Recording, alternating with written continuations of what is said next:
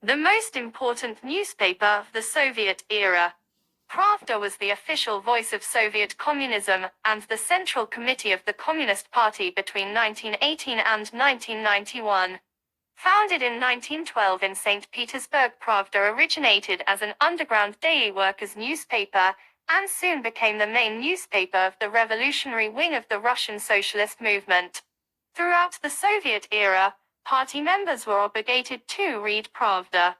Today, Pravda still remains the official organ of the Communist Party of the Russian Federation, an important political faction in contemporary Russian politics. In its early years, Pravda was subjected to constant persecution, fines, penalties, and prohibitions by the government. To avoid censorship and forced closures, the name of the newspaper changed 8 times.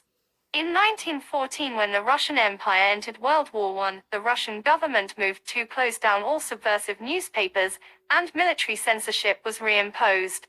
After February 1917, when Tsar Nicholas II was deposed and replaced by the provisional government, Pravda became the official organ of the Bolshevik Central Committee and was allowed to reopen.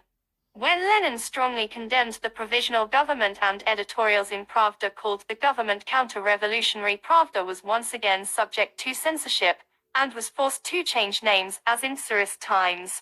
When the Bolsheviks seized power during the October Revolution in 1917, Pravda became the official publication of the Soviet Communist Party.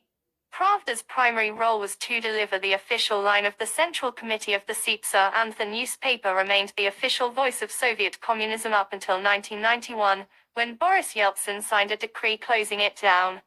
After the collapse of the USSR, nationalist and communist journalists intermittently published a print newspaper and an online newspaper under the name Pravda. Today, Pravda represents the oppositional stance of the Communist Party in the Russian Federation.